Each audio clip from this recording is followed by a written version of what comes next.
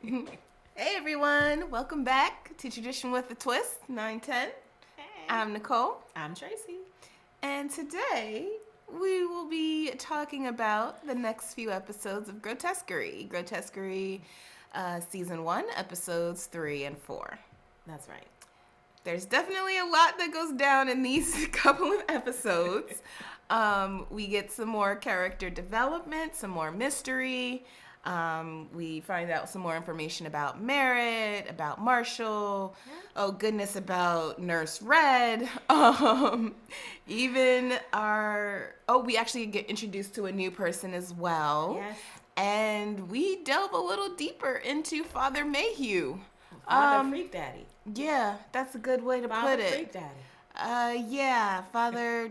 Yeah. Just yeah. So, where would we like to start? I guess since we start from the beginning because it's Merritt. Yeah. We get the opportunity to learn a little bit more about Merritt. Lois's daughter, because we see her actually filming her introduction, for I guess her casting call or something. Yes. Her, her audition tape. There you go. For My Half-Ton Life. And Merritt is in there selling it. She's like, listen, I've always had a problem with food. And her mom is handling the ring light and the camera and the vodka in the glass. And Lois is drunk. Yes. And she is getting frustrated because Merritt is kind of selling the sob story. Yeah. Selling the sob story about how she's had to handle the problem, or what she thought, and I thought that was interesting. She said what she thought was a problem with food. And Lois is in the background telling us more about Merritt, and she's like, girl, why are you painting this sad picture? Why don't you tell them how you graduated when you were 16, how you got a perfect score in your SATs? Why don't you tell them those things? And Merritt's like, they don't want to hear that. No, they want a story. Right. She's like, they want the pitiful, sad sob story. Christ on a cracker. All right, you're done. Thank you. No, thank you. Merritt, why do you have to debase yourself? Why? They want a story. Tell them how smart you are. Tell them you graduated at 16. Tell them you got a perfect score on the SAT. Want to know why? That is a story. They don't want to hear that, okay? They want to hear about adversity and hardship. Okay, I have seen a lot of victims in my life, Mayor. And believe me when I tell you, baby, you are not one of them. Well, you can go. Thank you. Please go. I will. Let the goddamn light in and let everybody see how wretched and horrible your life is. All right, go. Still here. So that's funny. Okay, baby girl. And, it's interesting because Merritt has, for her audition tape, she's got this little curtain thing, something she created a background. Yeah, it's like a very sheer curtain, almost looks like a valance, that you put up in your living room, but it's very sheer, see-through, and weird curtain. Interesting, because Lois said, why you got this hospital curtain, this dingy hospital curtain up behind you? Like, girl, get it together. But, as Merritt is there doing her audition tape, like I said, Lois is 5 cups to the wind. She is gone. She is like... Yeah. Out She's of it. feeling it. She's feeling herself. She's out of it. So much so she closes her eyes for a moment and then she opens her eyes, and through the curtain that we see, you kind of see the shadow of what looks like an orderly or something walk behind Merritt, but it's not really there. Yeah. It's what Lois sees. So yeah. But I think it's interesting that as they're going back and forth, so what happens between them, they actually come to terms with their addictions that they each have. And they come to an agreement to essentially kind of help each other with their addictions. Right. Lois is like, I'm going to go ahead and, cook a turducken for you. And, then all of a sudden, Merritt's like, oh, wow, when'd you learn how to do this? Why are you doing this? What's going on? And she's like, yeah, well, there's some stipulations on this. So, I'll help you get to your weight goals if you don't give me any more crap about my drinking. That's right. And on top of that, go ahead and pour mama a drink because I don't want to get any turkey juice or, you know, parts. I don't contaminate my vodka. Yeah, on the vodka bottle. Right. It's turducken, and why did you wait so long? Listen, I told you I would help you actualize your dreams of worldwide fame. Here's the deal. You don't give me shit about what I like to drink. You understand me? Vodka, martinis, any of it. In exchange, I'll help you get where you want to be weight-wise. Take it or leave it. It's a deal. Can I watch you make it? Can you fill her up first? I don't want to get raw poultry on the vodka bottle.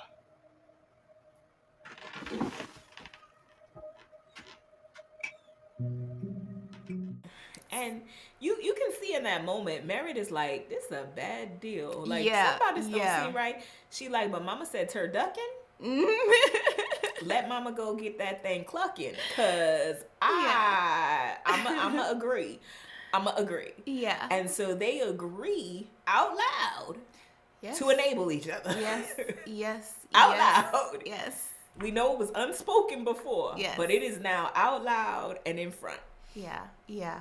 And it's interesting, I feel like also, though, during this time that they're, because Merritt stays behind while she's cooking the turducken and watching everything. And, you know, it kind of brings up again the dad and like, oh, you know, dad used to cook all of these. Like, you know, are you missing him? And, you know, and she's like, oh, you know, there's certain things I miss about him. But, you know, it's more nostalgia, Yeah. you She know, was than like, anything. Yeah. She's like, you know, and Merritt is like, well, you know what? Tell me the story of how you and Dad met. And Lois is like, girl, We done been down this road we've been 50 down this times. road. Like, why do you want to hear? And Merritt is like, just tell me. So Lois begins to recount or recall how she and Marshall became a couple in the first place. yeah. She tells how she was attending university and working in a restaurant. Yep. As a waitress, and he used to always come in with his students and have dinner there, and they would engage in conversation. And you know, he was always so captivating, and she loved how he thought, so much so that oftentimes, you know, He would stay would late. stay later and they would talk. And then one day him staying later became a girl. Let's make this happen. Well, let me take you out. Yeah. Let's make it a date. Yeah.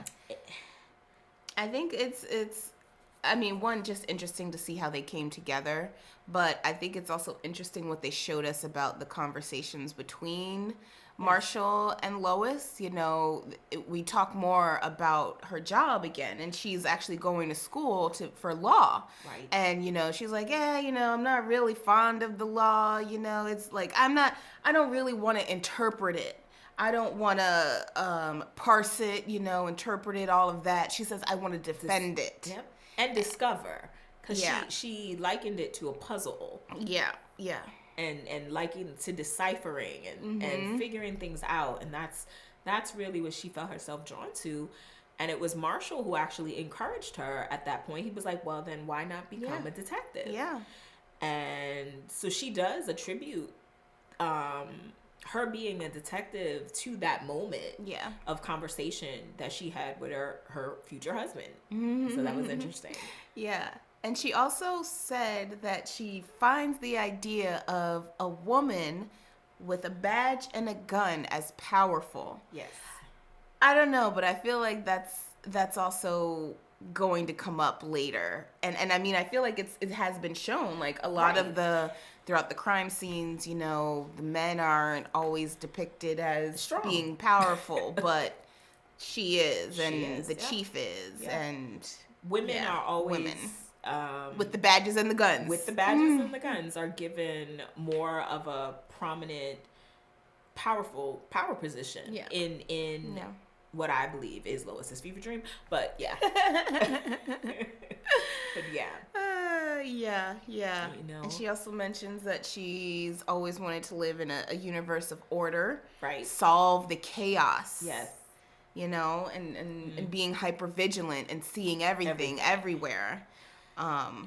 And she does tell Merritt that that's a difficult thing. you know, being hypervigilant, being able to see everything everywhere at all times, it is all encompassing. And so she was like, you know, it's very, very difficult. Yeah. Very difficult. But that it's interesting because it leads to a piece of the conversation that I thought was just amazing. Because Lois then begins to, since we are talking about how she and Marshall met, she then goes into love. Yeah. And she kind of tells Merritt, you know, she's like, love ain't easy, but her exact words are, be careful in love. It is brutal. It's survival. But it's a good thing. And as I would expect, Merritt is like, I feel sorry for you, Mom. Like, I feel bad. Yeah. Like, if that's how you feel, because Lois also is like, you know, love is a beautiful thing, but it can make a soft heart hard. And a hard heart soft. Yes. But the way she says it, it kind of makes you feel that something more than maybe the happy whole end happened between her and Marshall, because it comes across as if her heart is hardened. Yeah. Yeah. And that softness that she once had for him isn't there anymore. And, you know, Merritt is hearing this, and Merritt goes, Mom, you know, what you said about love, is that only romantic love?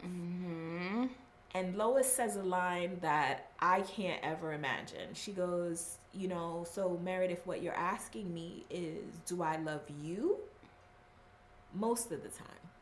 Most days, yes. Most days, yes. But even when I don't, I want to. Or when I can't. Even when I can't. Which is interesting. Right. When I can't, meaning you don't have the ability to. I still want to. And that blew my mind, because I can't imagine saying to the child in my life, you know what, I don't love you.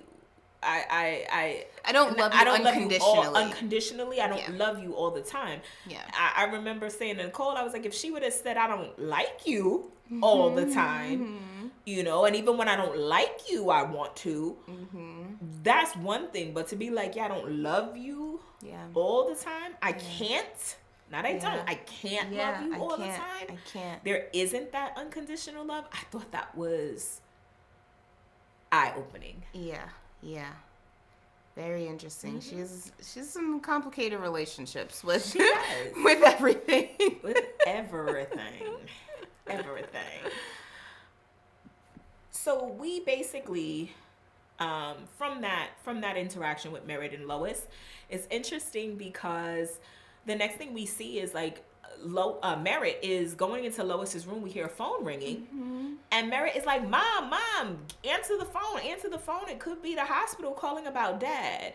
First thing that happened in my mind is I was like, girl, why you can't answer the phone? But you know, okay, things that make you go And Lois answers the phone, and so you guys know, if you watched our first video, we about to see some dead bodies. Yeah. So it is Murder 5 in the show that we're coming up with. And her counterpart, Officer Jack, he says something interesting, because he says when Lois picks up the phone, he says, Lois, it's 5. Now, we don't know if it's 5 in the morning or if it's 5 as in Murder 5. Yeah. But what we can tell you is Lois, like, she was 3 sheets to the wind already. Yeah. She is still out of her mind, drunk, and now headed to the crime scene, driving like someone 3 sheets to the wind. Yes. And then even when she gets there, she takes another shot, drink off of her flask before she gets out of the car when she's there. Listen, she's making sure she's lit. And so it's interesting because even the officer on site is like, girl, I'm gonna need you to get it together. I smell it. Yeah. And she's like, whatever, go on. Let me get to the crime scene. Let me deal with this. And she walks inside. It has to be a drunk person's nightmare. Yeah. Loud mariachi music and Yes. strobe lights. The strobe lights, which I always find it very interesting that throughout a lot of these murders, a lot of things are just left as is. So it's like, I understand, Why you know, is it you're not active? supposed to, Like- you're not supposed to touch the crime scene, but like for the first murder, she gets there and the stove is still on. Pot boiling. And they've already been there. They've already started putting outlines on things. So this whole time, no one turned off just the stove. Right. So we have an over boiling pot again. So now in this one, it was obviously some kind of party, some fiesta, and it's just, you know, they've been there for a while and nobody turned down the music and turned off the strobe lights. And so that is the first thing Lois says. Lois is like, what the hell is going on here? Yeah. And they're like, oh, we haven't figured out the sound system. And Lois is like, I ain't got time for this. She goes over, rips the wires out the wall, everything calms down, and she's ready to go. And they're like, oh my God, Lois, don't touch the scene. And she's like, you guys are slow. We could have handled this. Yeah. And she's walking around the crime scene, looking around. And what we see are body parts sewn together. Yeah, which is interesting. So it's all different body parts from different people. And Lois starts to lose her mind because she's like, don't you recognize these people? You should know who these people are. Right. You know, there's body parts of multiple of sex ladies workers. of the ladies of the night, yeah, dope boys, tattoo piercing artists. Yeah. And she's able to identify each of them because of certain symbols, certain markings on their body. And she's like, you know, remember that's this lady's leg, that's his chest scar, that's, you know, this artwork is from this person. And she knows this. What I found interesting is we're not talking about Lois is on scene less than 5 minutes. Yeah. She's been on the scene of the murder less than 5 minutes. She took a glance at the body. Now, it is multiple parts attached with a goat head. Sewn together to create a singular body attached to a goat head. Now, let's just be real. It's Baphomet because we have a goat head. We have women's breasts. Right. We have man's genitalia. So, you know, we have everything, all of these people, you know, Nightmare Before Christmas sewn together. Which is interesting because sewn together very much like she did the turducken. Yes. Very much so. Because she also said while she was sewing the turducken that, you know, you have to have a steady hand. You have to be like a trauma surgeon. In order to make sure, you know, that you're able to combine and it still looks like a turkey. All of these things, and yet it still looked like its original form. Yes.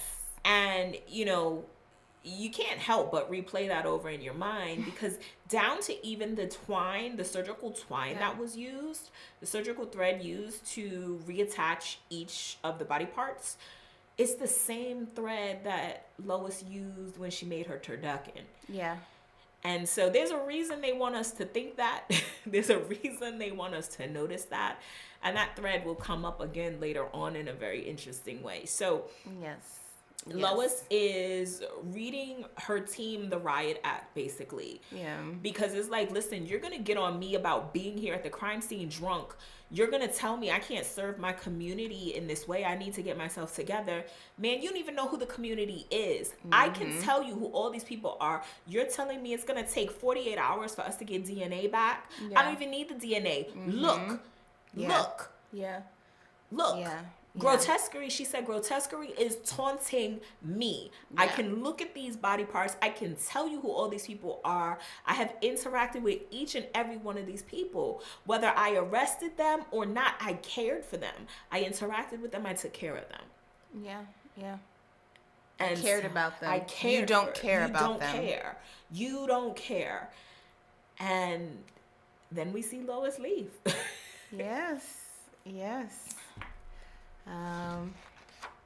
Which is interesting. So Lois leaves. Now, this is also one of our new introductions.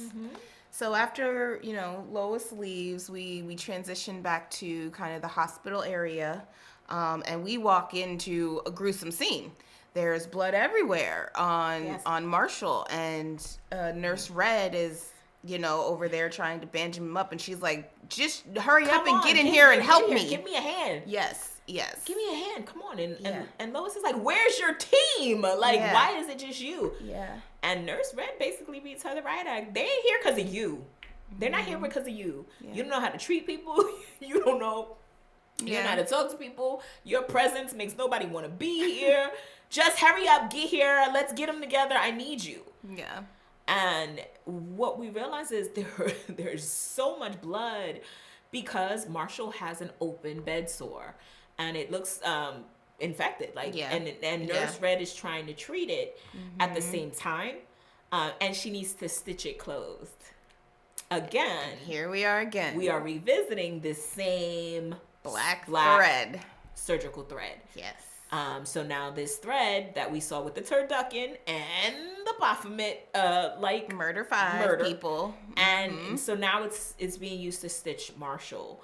And Lois, who's been so strong at every single horrific murder scene, is not able to handle the blood of Marshall. No. She cannot handle this. She is ready to... she's going to faint almost. Yes. She's going to pass out. She is not having a positive reaction to any of this. Yeah. And it's not going well. But Nurse Red reads her the riot act, and they take care of Marshall. Yeah. And then they go have a nice conversation. Yeah. She said, we need to talk. Yeah. Now what this trifling nurse has the gall to say is that she should be handling Marshall, and she wants Lois to go ahead and sign a power of attorney, POA, granting Nurse Red all of the rights to Marshall, and his because she can take care of him. She can make the right choices. She can do all of these things, whereas Lois, you're just shirking your responsibilities. You don't care. You don't want to be here anyway. So just sign him over to me. It's fine. Give me rights over him. I thought Lois was gonna lose it. I would have lost it. I'd have been lost it. But Lois, while she doesn't agree and she does get angry and say, "How dare you?" It isn't what you would expect. Yeah. It isn't the response that you would expect, because I think some of what Nurse Red is saying, Lois knows to be true, as you have said before. Yeah. Nurse Red is calling Lois on her stuff. Girl, you really don't care. You are disconnected from this man. Yeah. If I care more than you, girl, just give him to me, because you ain't doing it. You don't want to do it. You don't want to do it. Yeah. So after she's presented that, she just gets up and she storms off, and she's walking through the corridors of the hospital, and there's one corridor where it's semi outside, the windows, it's almost like you can go outside, but it's still a corridor. And she sits down and she, pulls out her cigarette. She can't find her lighter, and then it's just in her hand, and then all of a sudden you hear a and it lights the cigarette, and she pans over, the camera pans over, and it's like she's looking, and I'm going to say to her left, because she looks to her left, and on a bench across from her is a beautiful man in all white. Yes. Okay. In all white, with a gold ring, gold necklace, chain, gold watch. And white and gold is how we glowing. meet him. He's almost glowing, right? That's how I felt. But I thought it was interesting, because I was like, my man, you just lit her cigarette. Now you sitting on a bench across from her, all in less than half a second. Yeah. Okay. Yeah. That's interesting. That's suspicious.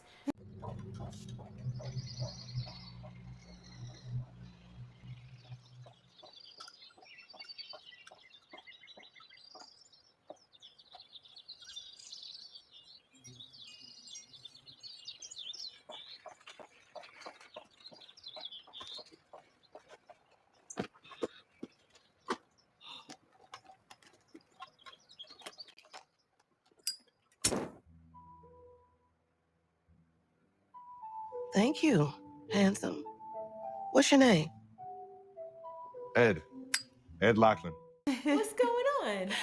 So they kind of, Lois mentions, a little bit about the scenery and how it looks outside. And she's like, it looks like heaven. Yeah, and he says, Lois, we can't go out there. Yeah. We can't go out there. Yeah. And I was like, we can't go out there. After she said it looks like heaven. Yeah. Okay. Yeah. And the man, he has a beautiful energy about him. He's positive. Yeah. And stern. And stern. Yes. Because in the conversation he's having with Lois, she is still very, very drunk now. Oh, yeah. And he calls her on it. And they have a brief conversation, and he sees her get up to go drive, and he was like, I can drive you. You shouldn't be driving. Yeah. And she was like, nah, I got it. Basically, I do this all the time. Yeah. Yeah. And he's like, I can tell your reflexes aren't there. And basically like, are you sure? Are you sure that's what you want to do? And she's like, yeah, man, whatever. I'm fine. So we see Lois behind the wheel. Man, listen, making all the S's in the road possible. And then, bam. Hits a pole. Into a pole. Yep. Next thing we know, Lois opens her eyes and she is handcuffed to a hospital bed. Handcuffed to the bed. And the chief of police is there, and the chief of police says to her, Lois, you have managed to do what all the politicians and con men and everything else has not been able to do. You succeeded in making me dirty. Yeah. Because I am over here trying to get this dropped. Mm-hmm. Because I know that you're the only one who can handle this case. Who can handle the case. Yeah. And Lois could actually care less. She's just laying in the bed, focused on the fact that she's handcuffed to the bed. Yeah. I also thought it was interesting because 2 episodes ago or so, when she has her first conversation with Nurse Red is like, girl, I wish you would put your hands on me because you'll wake up. It'll be ironic. You find yourself handcuffed to a hospital bed. Yeah. Yeah. But the chief of police leaves. And our beautiful, I'm going to call him Angel Man, Eddie Lachlan. Eddie Lachlan comes in. And Eddie, in this time, he's in all black. Yeah. He's dressed in all black, and he has his gold chain, gold ring, and gold watch. And he is being kind to Lois, and he's like, I kind of told you. He's like, I'm not going to say I told you so. I'm not going to say it. And she's like, hey, can you help me out? Yeah. And he's just like, man, I'm just a sucker for you problem child types. Yes. And I was like, okay. And she's like, well, listen, how about this? My purse is over there. I got my handcuff keys in my purse. How about you go get them and help me get up out of here? He does. Yeah. And he, Lois gets uncuffed, and he gets her little dress and gives it to her, and she's like, so little privacy, please, and don't you go peeking. She's flirting with Eddie. Yes. And so Eddie turns around, gives her space. Next thing you know, we see them hopping up. Lois looking all candy red convertible Mustang. But Lois looking like she out in 1975. Oh yeah. Well, not even like that's like 1960s. Something? Yeah. Like with the headscarf wrap, like very Coco Chanel. Wrapped around sunglasses almost. Like Yes. Yeah. And they're running through the hospital now. Ain't nobody trying to stop them. No. Okay? Eddie don't look like he a little man. And Lois, the way she out here looking like Diva Express, running through, nobody's trying to stop them, which was interesting. And that's when they get to this beautiful cherry red Corvette. Yes. And convertible with the top down. And Eddie's gonna drive. Eddie drives. Yes. And he takes Lois home. Well, that's where it ends. It ends with them getting into the car, and then we move into the next episode. There you go. Because that's episode 4. Yeah. So, with episode 4, but when they get into the Corvette, is that when Eddie asks her, since we're talking episode 4, is that where Eddie asks her on a date? Let me take you somewhere? No, I don't think so. Okay. No. I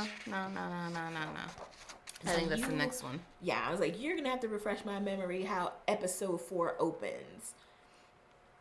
Yeah, so it opens in the hospital. Okay. With Nurse Red is eavesdropping. There you go. So now Lois is back in the hospital and she's actually, sitting next to Marshall, having a conversation with him and Drunk. telling him, drunk, telling him about all of these things that, with Grotesquerie. Yes. And the scenes. And yeah.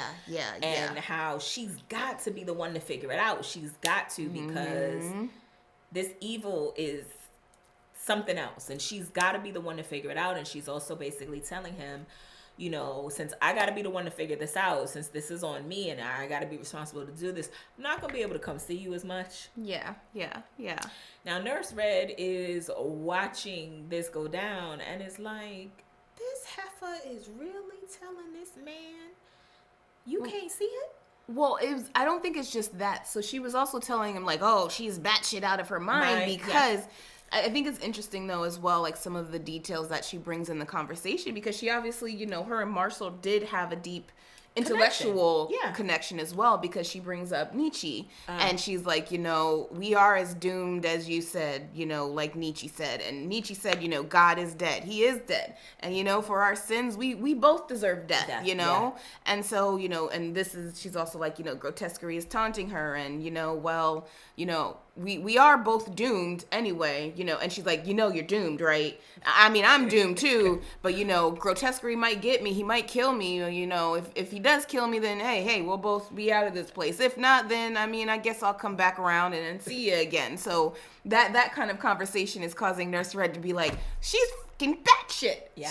She's out of her mind. Yeah. Like, this is goodbye. For our sins, we both deserve death. We will be kinder to each other then. Kind ghosts in the land of the dead. Kind ghosts. A brain is pickled in vodka. But if I solve this and I live, I'm giving away all your books. With the notes and the margins. For what? What good do they do? This is the end of time. And that is what Mr. Grotesquerie is saying. This is the end. Christ, she's talking about. We will have power of attorney. We will. Yeah. And Nurse Red did tell Lois previously that every conversation that happens in these hospital rooms are recorded. Yeah. And so Nurse Red is saying to someone behind her, we need to make sure this is recorded. This is recording, right? This is recording, right? Because she wants to make sure in her mind that she is going to use this to show that Lois is incompetent. And therefore, she should have that power of attorney over Marshall. Yeah, she's like, her setting it up. I'm gonna get that power of attorney. I'm gonna get it. I will. Yes. I will now. Yes. Yeah. Yeah. So after that, I think there's some mention about like images of heaven and things like that, and so now we progress back to the church. Oh. And Father Mayhew. Oh. Yeah. Oh. We didn't talk too much about Father Mayhew in the first episode. Even though some interesting things do occur. Yeah. And so as we tell you about him, some things that we discuss are going to be from 3 into 4, because it's going to kind of tell you a more cohesive story about him. Yeah. With Father Mayhew, I call him Father Freak Daddy from now on because he is. Yeah. So previously he was talking to like the Archbishop, the Mother Superior in the church, talking to them about how the church is dying, and if we don't evolve and get with modern times, the church is going to die. So, he has like some radical ideas about what he wants the church to do. They're a little bit also up in arms about the paper and what's being reported in the paper. But then they're also kind of like, well, attendance is up. Yeah. And my neighbor, Rabbi, he said at his Beth Shalom church, they're reading the paper too. Like, so, this is good. And we are getting ourselves out there, and, maybe it is okay. So they kind of grant him almost like carte blanche to go ahead and do what you feel is okay for the modernization of the church. Yeah. And the paper we're talking about, of course, is the paper. The Catholic Guardian from the Catholic Sister Guardian Megan. that Sister Megan, our reporter nun, is writing on. Yeah. And covering these murders. Mm-hmm. So the way Father Freak Daddy just coerces and manipulates the upper management of the Catholic Church into doing his bidding is very, very interesting, because originally they go from wanting him to shut the paper down to, like Nicole said, giving him that carte blanche. But also, Father Freak Daddy had an idea of OnlyFans for the church. And he was like, maybe couples and this could watch Have You Ever? And he wants to do spin classes for Christ. Yeah. Because, he used to be a personal trainer. So he's trying to get all his skills in. And Father Freak Daddy is a piece of work. Yeah. A piece of work. So after he gets the approval, then, Sister Megan calls him and she's like, well, I want to run this piece, but there's some things that are a little, risque. I'm not sure if it's okay. And he's like, yeah, like what? And, she gives a couple examples and then he tells her to bring the paper to him. But when she calls, he is in the sanctuary. Oh, yeah. In a sheer gauzy robe, frilly robe, chaps, red drawers, and knee-high cowboy boots. And I don't understand. Walking through the sanctuary, snuffing out candles. And as Sister Megan is speaking to him, you can see him getting excited about some of what she's saying with relation to the case, with relation to the type of workers that were attacked, exactly, and what manner they were attacked. And so when he tells her to bring the article over, it's interesting because you can see he's doing that as he is excited. Yes. Yeah. So he, we could also call him Father Tempest because he's a tempter and he's a lurer. He's a procurer. He's a procurer. That's what it is. Yeah. So as she gets there, is this where he was coming out of the shower? Not yet. But he is shirtless. He is shirtless. Yeah. He has a towel on in this one too. Yeah. Okay. He has a towel on in this one he as well. Does in because yeah. And he's like, can you dry my back? Because Sister came. She came with the article. She wanted to listen to her boss. She brings the article over. He answers the door, just toweled. Yes. Okay. Yes. Shirtless with a towel. All right. And he's like, he's like, oh my God, this article's amazing. He's looking at it. Yeah. He is just giving her around, all the kudos. He's like, is oh great. my gosh, this is amazing. Wonderful. You're amazing. Yeah. And then all of a sudden, can you dry my back? What you gotta dry your back for? Because, mind you, outside of his wet hair, he looks completely dry. And not to mention, Father Freak Daddy's back looks like the turducken and looks like Baphomet, because there are many areas where he has inflicted self-harm, but they're stitched up with this black surgical thread. Yeah. So our poor little Sister Megan, she is so excited by the idea of drying the already dried back. Mm-hmm. And she takes it a step further in her excitement. I'm gonna be sick. She moistens the towel from her mouth, is what I will say. And then takes that moistened towel and applies it to Pastor Freak Daddy's back. To which they are both moaning in pleasure. Yes, they're both overtaken by feelings. Yes. And Sister Megan loses herself and begins kissing on Father Freak Daddy. On his neck. She started on him because I know her hands were in his mouth, and when her hands were in his mouth, that's when he kicked her out. As well. She was kissing down his neck, and she put her fingers in his mouth, and as he's kind of enjoying her fingers, they are both becoming very, very much excited, and then Father Freak Daddy yells out, "No!" Yeah. And it breaks whatever spell they were under, is what I will say. And temporarily, at least. And Sister Megan is ashamed in that moment and embarrassed, and she leaves the room. But before, what I thought was interesting is before she leaves the room, they make sure to pan and show us the picture of Christ on the wall. And then as she leaves the room, Lord, after she closes the door, she begins to convulse, like, against the walls and shake, and even had foam coming out of her mouth, and I was like, that don't look good. That looks problematic. I know, kind of lustful something attached itself to her when she was in there with Father Freak Daddy. I think let's say just something spirit attached of lust. itself. And so she had to, that was her way of, I guess, releasing it and getting rid of it for the moment. I don't even know if it was getting rid of. I almost feel like it was a settling in of it.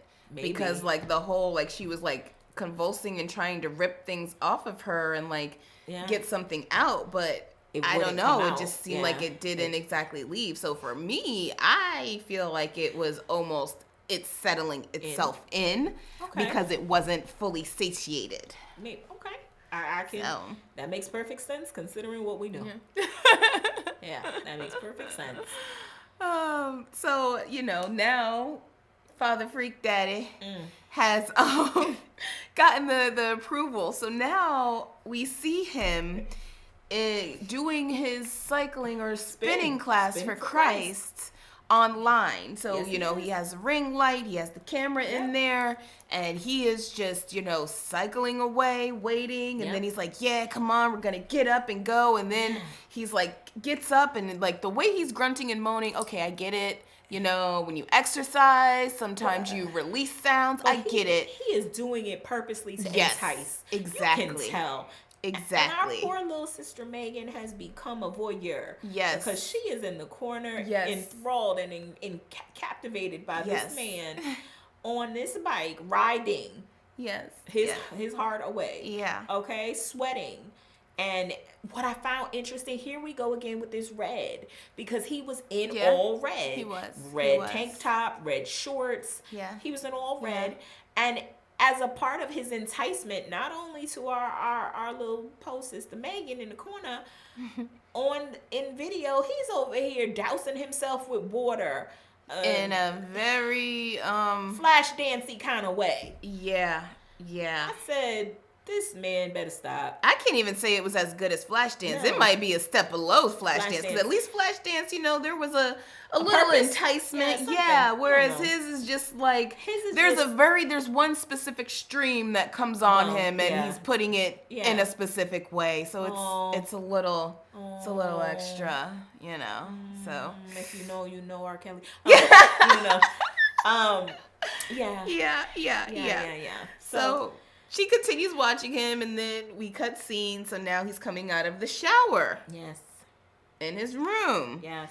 And then she goes into his room and decides to sit down. Well, because she says, "Listen, I want to show you the new article. Like, I follow up. I have follow up on the case, and since you wanted to see the first article and you didn't want me to email it because that would have made sense, y'all. That would have made all the sense in the world. I'm gonna go ahead and bring this to you in person. And I know you just got out the shower and all, but clearly." I've seen you in a towel before. So I'm going to just come sit in the room and let you read my article. Now, in stark contrast to what happened the last time, this time he is not pleased with the article. He is like, this is boring. There's no new excitement. Where's the fear? Where's the bloodlust? Right. Where is it? Like, here. I'm not approving. This is a boring story. Right. And our little sister Megan is crushed. Her poor baby heart is crushed. But he's like, you know what? I'm going to show you what excitement is. I'm going to show you what I mean. And he begins to entice Sister Megan. He's kissing on her. He's pops the buttons, off of her shirt after he for her vest. her vest. Yeah, he's unbuttoning her vest. He kind of moves her from the chair. He pops all the buttons on her shirt now, brings her over to the wall under the crucifix, y'all. Mm-hmm. And proceeds to engage in adult activities. Yes. Now, what I also find interesting, though, is so before and as he's doing this and in the process, he talks about a couple of things. He talks about, one, how the waiting is part of the process. It makes things better. But then he also almost starts bringing in, I'd say maybe radical changes within the church. He's like, you have to be open. They need to be open. Yes. I'm trying to speak to them about being open to even new ideas and even with regards to. Well, he's saying that they're in talks right now. And also we must honor God with our bodies and radical change regarding sex, lifestyle, maybe even celibacy for those of the cloth. And the church is dying, and the bishops and the priests, they know it, and all of this. So, he kind of prefaces his actions, with words to disarm her, to make her feel a little more comfortable with what's about to happen. Because if they're already in talks about it, and if this is already something they're considering, and if you're honoring God with your body, then he's already kind of disarmed her from the hesitance that she would have had. Yeah. And so when they engage in the adult activities under the crucifix, as he's spreading her arms out in a symbolic crucifixion, but impaling her not with nails in her hand, impaling her in another way on the wall, guys.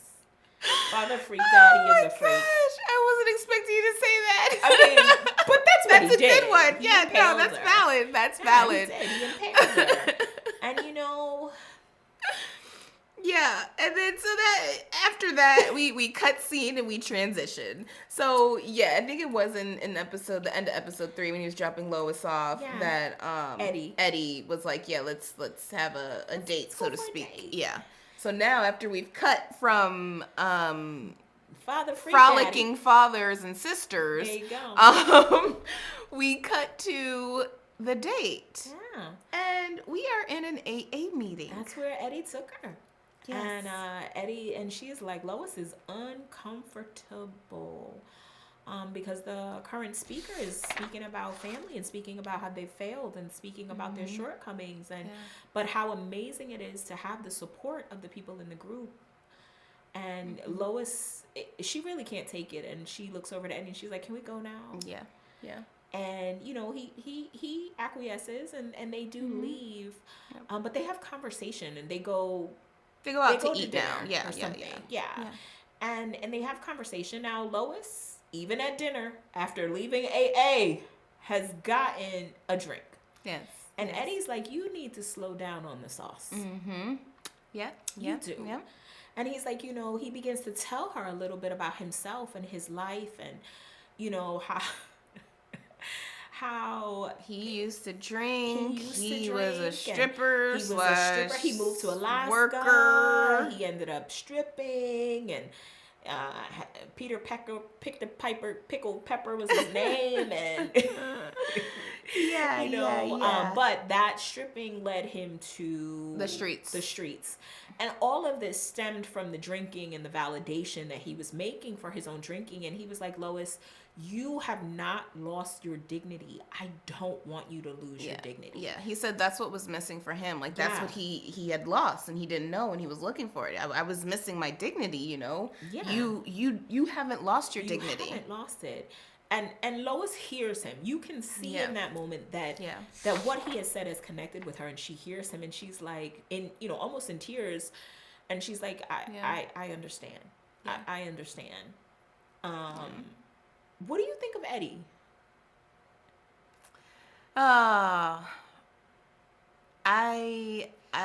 Okay. So just straight away, just because the show I feel like makes me paranoid about everybody. Okay, it's like, no, I can't trust anybody in the show. Like that's what I wanted to do with Eddie, but I don't know. There's just something about him that I can't like just ignore and shake off. Like, he seems like he really does have best interest at heart. And I mean, you know, when they zoomed in on the chain and the chain says Michael, okay, are we talking archangels here? Michael? So is he an archangel in human form? I mean, you know, I did say I think he's an angel. I did say that. And I think he is representative of the hope that Lois has lost. And he is trying to help her. Because whether it was in the initial meeting where, you know, he lit that cigarette and was magically half a second on the bench, to, you know, you shouldn't, are you sure you want to drink? Because he can't make the decisions for her, but he's trying to make her think about things. When he saved her from the hospital... when he broke her free, basically, you know, it was still kind of like, okay, I'm gonna help you. But when he's like, I have a weakness for you troubled types, you know, problem child type, which is another thing that makes you think, okay, you know, Heavenly Father, like angel, because, you know, I mean, us humans, we are the problem children, like. And also it was like, you know, he couldn't help her till she asked for his help. When she asked for his help to free her from the bed, it opens a pathway, right? And he just he was already appearing, but he does appear. Yeah. And the date is to AA. And then even during the dinner, he's calling out things of her that he wants her to recognize. So I really like him. I hope he doesn't let me down, and that this, even in her fever dream, she's actually seeing. Yeah. And I think it's also that, you know, to show you that, you know, no matter how far you think you've fallen, it's never too late. Yeah. But also, because again, there is, like you're saying, there is hope. There is. Yeah. Because my personal belief is, you know, Lois feels like God is gone. But he's not gone. She moved far away. Yeah. He didn't leave. You did. Yeah. He didn't leave. She did. And so I think, you know, Eddie's there to kind of show her, like, what's your perspective? How are you thinking about this? Yeah. Very true. I can definitely see that. I mean, especially with her quoting her husband and the philosopher Nietzsche, and it's like, you know, with him saying God is dead, it wasn't to say that, you know, oh no, there is no more God, but more about, you know, your preconceived notions about God is dead. Yes. You know, he's something different than what you think he is. And I just think Lois took it literal. Yes. She wasn't seeing the philosophical debate in that conversation. For sure. But I think that's also just another facet of it. Like, yeah, okay, he's dead, but what is actually dead? Was it your previous notions of him that's dead? You know, like what is that? Yeah. But yeah. So after, you know, Lois has her moments in her heart to heart with Eddie, she calls Sister Megan. Yeah. She said, I need a favor. Yes. She wants to meet Father Mayhew, but for reasons that she feels that she needs to have confession. Yeah. And Father Freak Daddy does not fail us in his Freak Daddy status. No, he doesn't. This is Lois's first confession ever. You would think the man who was so excited by the details of these horrific crimes would be excited to meet the detective. He could care less. He could be less bothered. He's frustrated that he has to talk to her. Yeah. He's like, girl, why you here? Yeah, you don't know how this works. Yes. Okay. Like works. Basically, you know, what happens in here stays in here. Like, is that clear enough for you? Right. What else do you need? Like, you know. Like, so what you won't say? Yeah. What you won't say? Yeah. And Lois goes in and she's like, you know what? I feel like a failure. I'm failing at my life. I'm failing as a wife. I'm failing this case. I need to be better. I need to be stronger. I need, you know. She's like, I feel like the evil is taking over. I feel like. And something old, brutish, and hellish is here. Like the darkness is all encompassing, and that God has left. And Father Freak Daddy says, well, that's because it is. And it is here. Yeah. And he has left. And so what if he did? What if he did? So what if he did? What if he said, well, maybe it's time that you guys are y'all on your handle own? this on your own. You've Yeah. done too much. I'm out of here. I'm gone.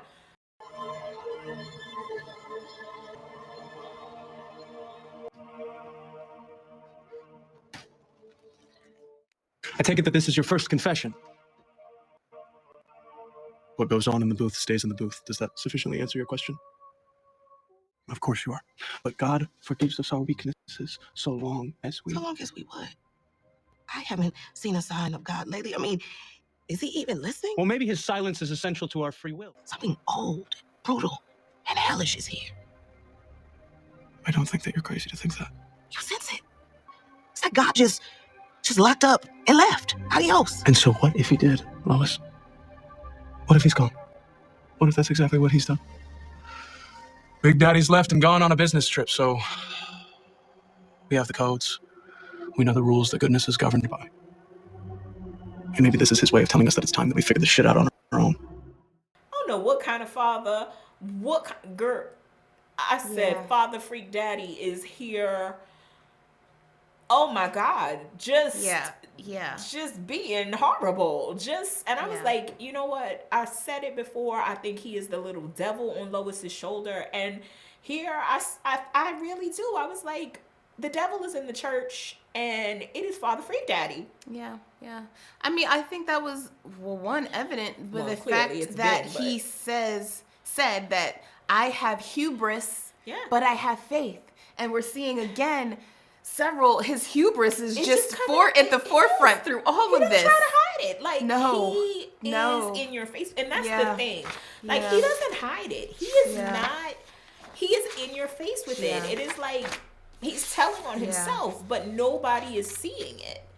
We are as the audience, but I'm like, so the devil's in the church, which isn't surprising because the devil can go in the church. Yeah. The devil knows the Bible better than anybody else. So, okay, here we are. And hearing him talk to Lois, I was just like, look at Father Freak Daddy.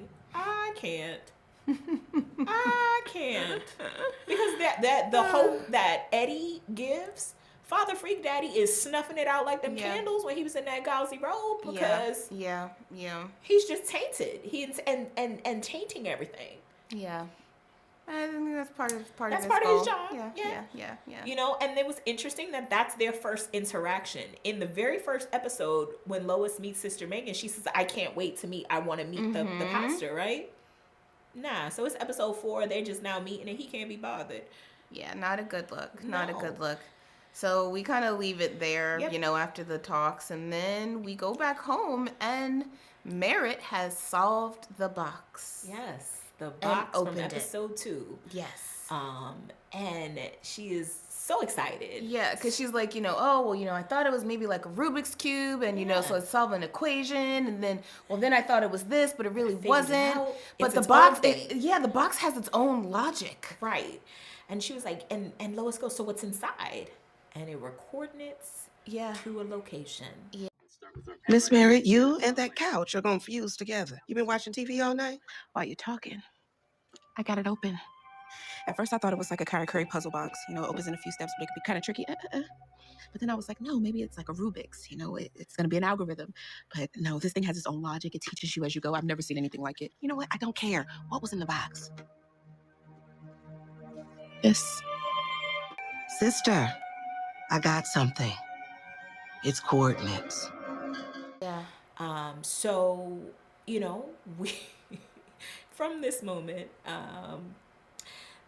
Lois is like, all right, well, if it's coordinates to a location, we about to go see what this is. Yeah. But she is very careful. She doesn't leave Merritt unprotected. So who does she call for protection for her daughter Merritt? Eddie. And she says, Merritt is like, hold up, y'all dating. You having an affair. What's going on? You cheating on my daddy? What you doing with this man? What's your intentions with my mama? Come on. And it's a fine ass man too. So, you know, what's going on? But and Lois is like, no, you know, he's gonna protect you like he does me a few days, and your dad in the hospital. And I thought that was interesting. So she makes sure that Eddie is there to watch over Merritt. As you see Lois in the background getting armed, okay? Why she come out with a shotgun? She is just getting an arsenal together. Yeah, she's loading up, she's strapping up, making sure, because I don't know what I'm gonna find at these coordinates, but we gonna be ready for anything. And who is the Robin to her Batman but our very own Sister Megan? They riding down on the way to wherever these coordinates are leading, Thelma and Louise style, in a car. Yes. The scene changes and it has this hazy, reddish, orange hue. As they're driving, As they're driving, and it's a hue that never leaves. Yeah.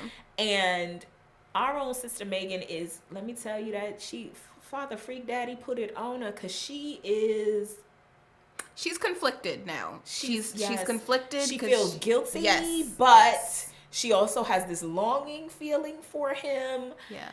And this is played out in a song. Yeah. You know, as they're driving, she starts singing, and then, you know, they turn up the radio, and it's a song that's on there, and, you know, it talks about, you know, love and loving him and figuring out how to love him, and because he's more than just a man.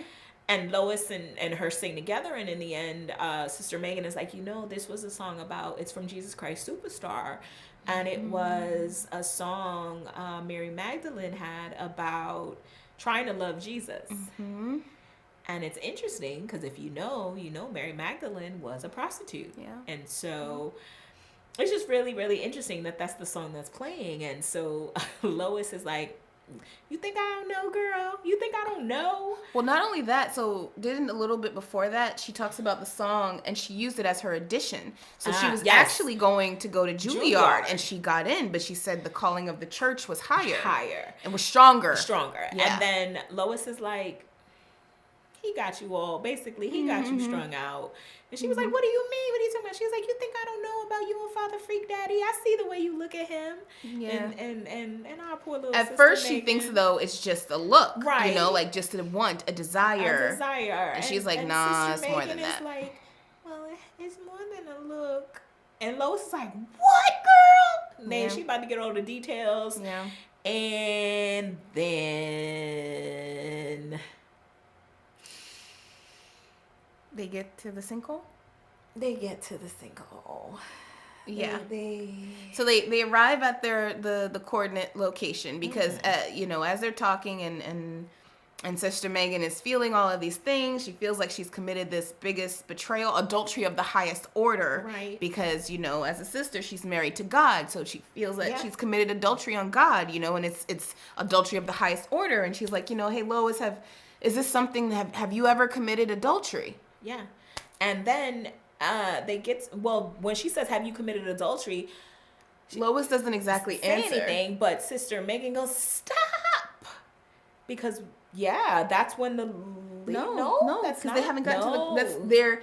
As soon as that happens, they're like getting to the coordinates, I thought. I don't know. I just remember at some point, Lois doesn't answer. And Lois doesn't answer yet. So again, we're kind of conflated things because that's, I guess, towards the coordinates, end. They go, you know, but all along the red hazy road, things are happening, and you know, see lots of you're cars seeing cars on fire. You meet a couple of people who are just like, the first guy she meets where Lois, when they stop the car, after they're singing, that's what happens. Something like after they're singing, they meet a man on the road, and Lois gets out with her shotgun because he in a pickup truck, and Lois gets out and it's like, hands up, who are you? What are you doing out here? And he's like, I'm just here. I'm a scientist. I'm a geologist, and I'm basically here because there's this sinkhole that has just opened up, and it's because there are pockets of gas here. Yep. And so, you know, I'm just trying to keep people away. And Lois is like, pockets of gas here? I never would have thought that would have been the case. He was like, yeah, it's new, it's undiscovered.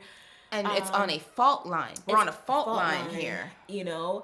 And Lois is like, okay, all right, well, yeah. And he's like, you know, he said something interesting because he was like, maybe it is hell opening up. Who knows? Yeah. And so their little interaction happens, and Lois keeps going. And he does mention that it's getting bigger day by day, every day. And he's like, you know, you guys be careful because it can open up anywhere at any time. Yeah. And so Lois is still driving down the road. They stop at this old style gas station to get gas. Nobody's there. She's able to get gas.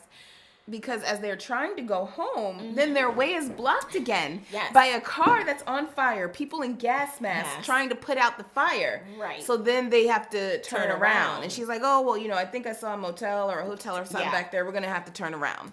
And Sister Megan's like, turn around. We got to go back? What? And they go back, and that's when they get to this gas station, empty, very old school. Yeah. And nobody's there. And Lois gets some gas, and she goes in.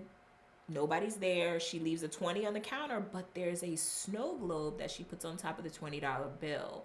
And inside the little snow globe is a scene of the Last Supper. Yes. Which is so interesting because, again, the scene in that little snow globe looks like the murder 4 of the Last Supper, even as there's this thing that looks like it's spikes or rods. It's not. No, but the it's way the it's halo. behind, it's Yeah, the it's halo. the But halo. yeah, but it in the snow globe, it gave that vibe, right? Yeah. As murder 4. And Nicole counted, and there were actually 13 inside the snow globe, whereas we know murder 4, there's only 12. And so there's a reason they put that there. So Lois leaves the money on the counter, and then, she's walking, and little doggy. Yeah. Little doggy comes out. And she's like, oh my God, little doggy. And she follows the little doggy, and the little doggy takes her over to this elderly black man who's like, digging a ditch, right? And he goes, oh, you have dogs? And she's like, no. He goes, well, it's interesting because she only likes, she doesn't like women usually, and she only likes women who tend to have dogs. So She's like, well, I did have dogs Right. when I was younger. He's like, okay, well, that makes Okay, well, sense. yeah. And he's like, so you're keeping going forward, right? You're going to keep going forward. And she was like, well, I'm just trying to figure it out, basically. I'm just trying to figure it out. And he was like, listen, the only way is forward. You have to go through the fire. Improvise, You have to adapt, improvise, overcome, and go through the fire. As a matter of fact, I have something for you that might come in handy. And he gives her a gift. Yep.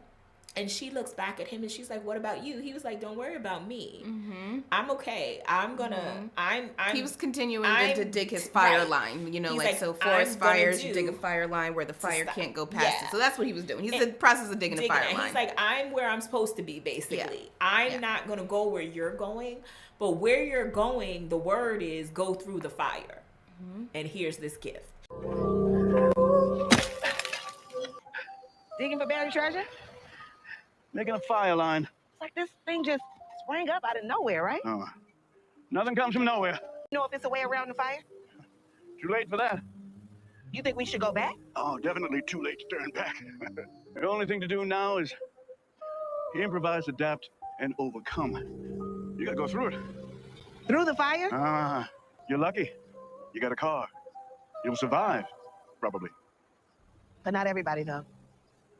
Never everybody. Well, what about you? I mean, didn't somebody come through here to evacuate this place? You mean run away? There isn't anywhere left to run away to. Here. You take this.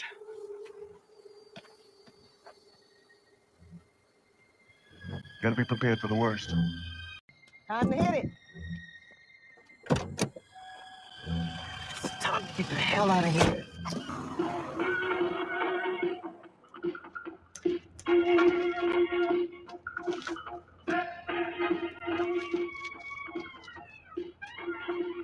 So she goes back in the car with Sister Megan, and Sister Megan opens the gift the man gave her, and it's a fire blanket, right? Yeah, several fire blankets. A few fire blankets. And so that when the time comes, if and when the time comes that they have to walk through the fire, there's covering to have them walk through the fire without getting burned.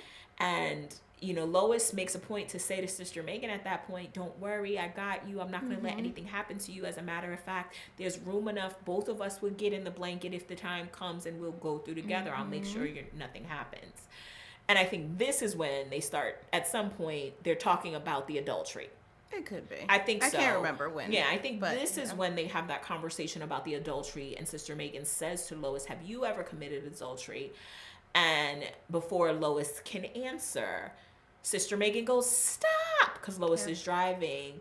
And she stops, and running out of red, hazy smoke is a blood-soaked woman in her underwear.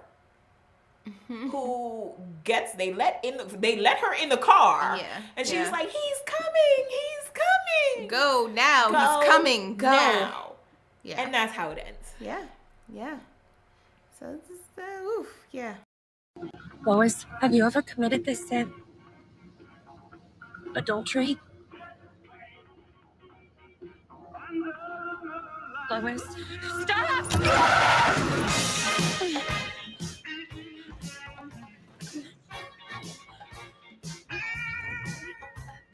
Getting somebody! Come in, you're safe. He's coming! He's coming! He's coming! Him! Go!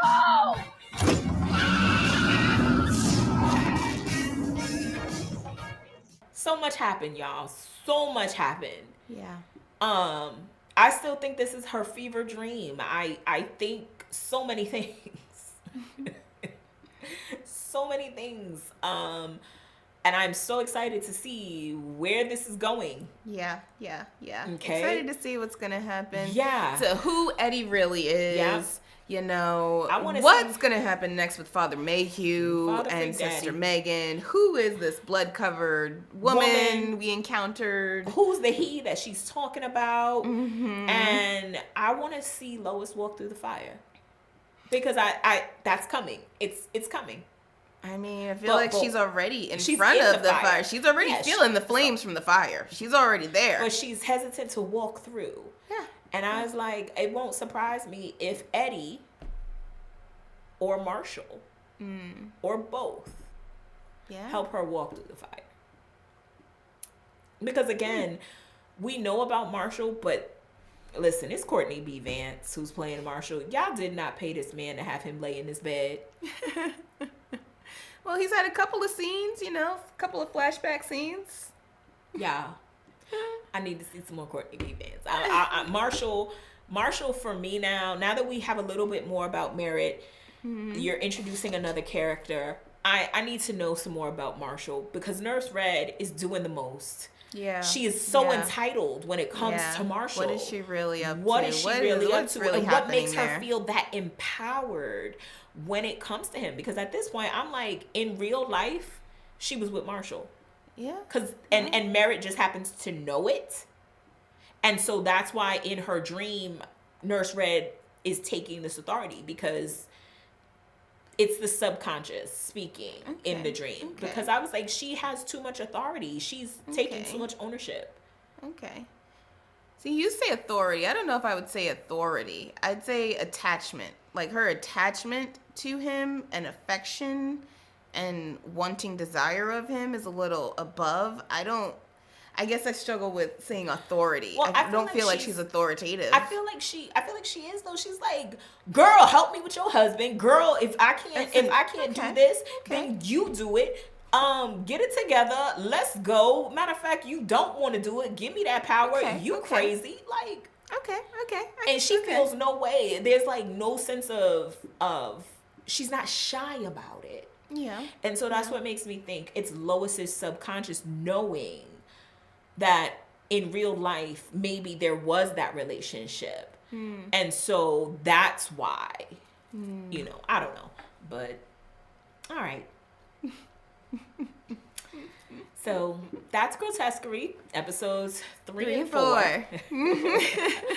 I guess we have to end with our little twist. Where are we going today? Which twist do you want to take? This one.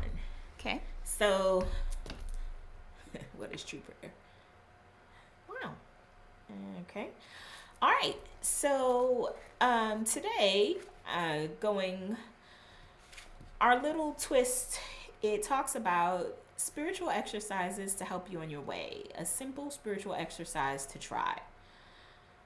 If you're looking for something simple to help you hear and see the two aspects of God, the light and sound, go somewhere quiet, sit or lie down in a comfortable place.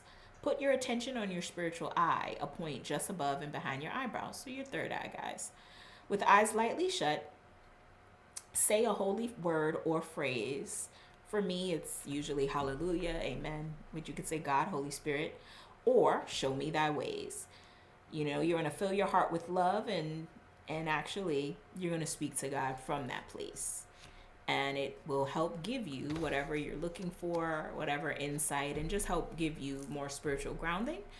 So if some of you are out there going, God, I want to connect with you, or Spirit, I want to connect with you, Universe, I want to connect with you, and I don't really know how, or I'm feeling a little bit lost, it's basically telling you to take that time and take that space just for you and Spirit to reconnect. And don't be afraid to do that, because it'll give you the grounding you need. Yes. Amen. Well, thank you guys for joining us again. Oops. Don't forget to like, share, and subscribe. Again, I am Tracy. I'm Nicole. And we'll see you again soon. Thanks. All right. Bye. Bye.